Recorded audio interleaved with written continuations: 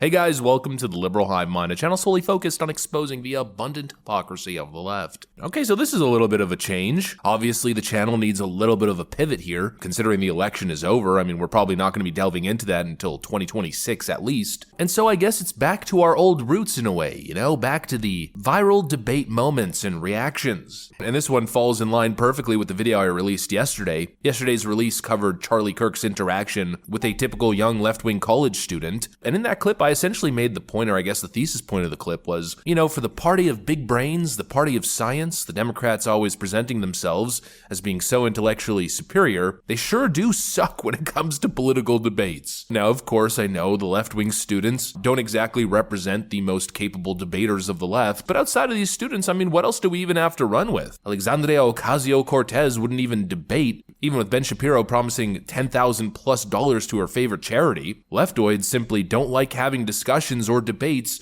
unless it's completely stacked in their favor on some sort of left-wing network TV with controlled opposition on the other side of the aisle. And so you can't blame me. I mean, this is just what we got. These are the people who are at the front line of defending left-wing rhetoric and ideas, and so this is what I'm running with. And again, for the party that pretends to have such big intelligence, they certainly don't seem to have the ability to think, you know? There's memorization, and then there's critical thought. These are two entirely different things. The ability to actually think ideas through and put together a coherent argument is just not something you generally see on the left. Note what we always see, just like we saw in the previous video and even in today's video, it's nothing but pre-packaged talking points that cannot stand up to scrutiny. It's just a regurgitation, and here we have the exact same thing. This little interaction here was epic. We've got the Officer Tatum versus random left-wing college students. Let me show you guys exactly what happened. We got some stuff to get into, so let's roll the tape. All right, folks, so let's just play this clip. I might have to edit out some parts just to make it as concise as possible and avoid certain issues with flagging the algorithm, but I'll do my best. You guys will get the gist of it. Just take a look. Why does Trump still have enough money? Trump sells his image. He sells a personality. He doesn't sell anything. All of his actual physical businesses are not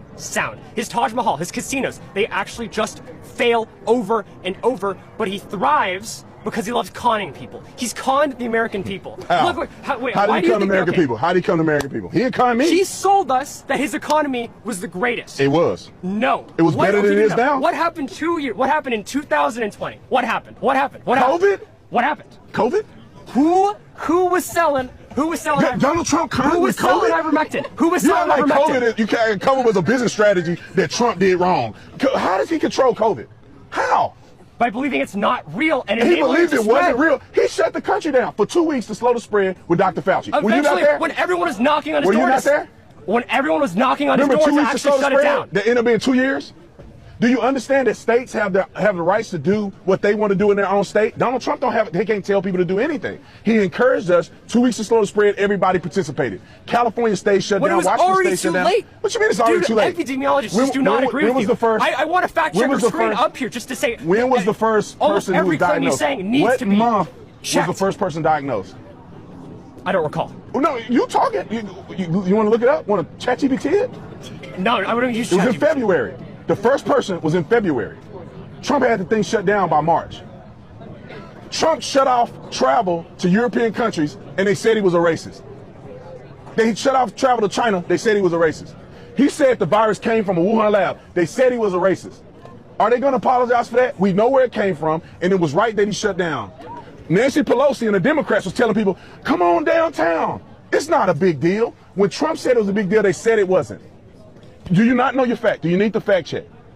Go look it up. Nancy Pelosi said, come on down, it's not a big deal. I don't have if people say he's racist just because he shuts down airport travel, I don't agree with that. They say he's racist because he calls it the China virus. That's what they call him, racist. Was it from China? If you want to call it the China virus because it's from China, I don't have an issue with that.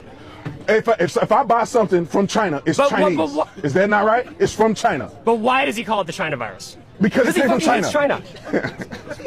What are you gonna call it? What are you gonna call it? The Asian virus? It came from China. That'd be a little good. China is listen, China is not a race. So how's that racist? China's not a race.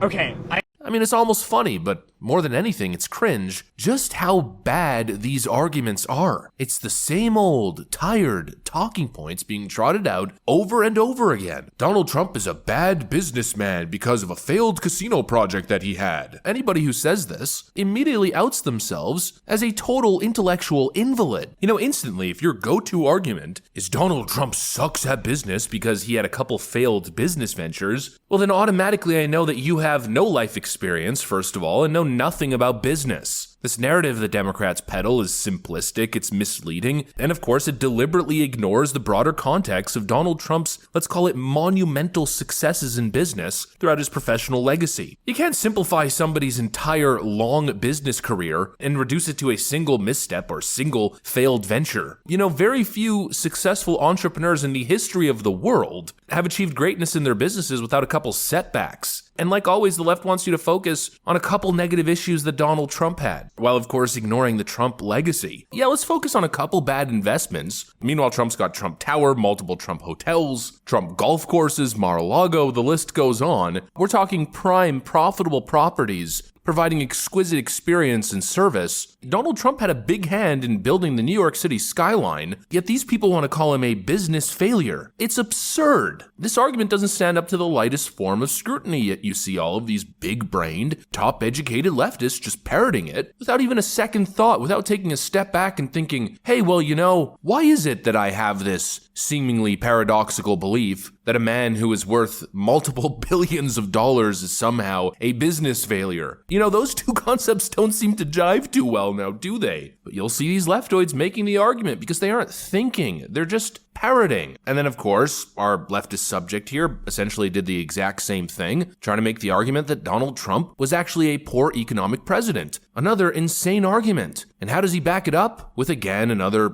totally debunked, regurgitated leftist talking point. Ooh, Donald Trump's botched response. That means he was a bad economics president. Did you see all the numbers?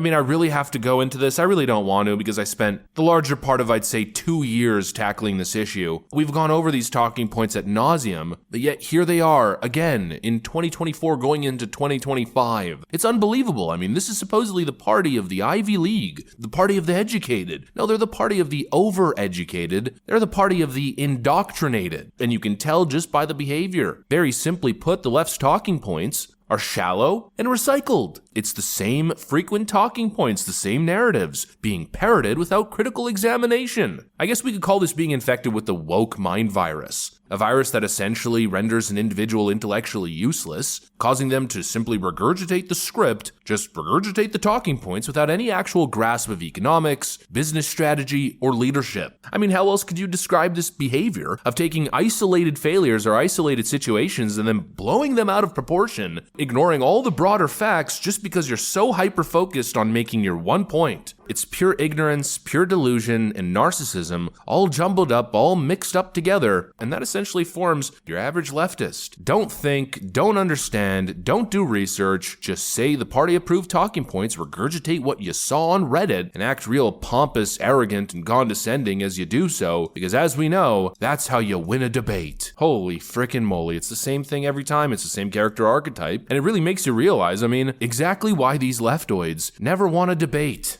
For Pete's sake, this young college leftoid was going against the Officer Tatum. Now, I love the Officer Tatum. I'm his longtime huge fans. I've been watching him forever. But even with that being said, we know the Officer Tatum isn't some Ben Shapiro level debater. He's just a regular guy with basic common sense understanding. That's kind of the whole shtick. I do the same thing in a way. But this big brain leftoid got completely demolished by the Officer Tatum, essentially making him look even greater than Ben Shapiro just because the ideas, the arguments, the logic is so trash tier. They almost make it too easy. At least that's what I'm realizing. Only a leftoid could enter a debate like this, so arrogant, so self-righteous and confident, but not even have a basic understanding of the facts relating to recent history. Stuff that didn't even happen long ago. It feels like 2020 was yesterday. I'm pretty sure we all remember the stuff the Officer Tatum was talking about, but the arrogant leftist didn't have a clue about any of it. Almost sitting there having a eureka moment as he realized his entire worldview is built on toothpick scaffolding. Utter narrative collapse. This is why leftists don't debate. Anyways, that's pretty much what I got for you guys on this one. Hopefully you enjoyed the video. If you did, make sure to leave a like and possibly subscribe to the channel. Thanks for watching, and I'll see you on the next one.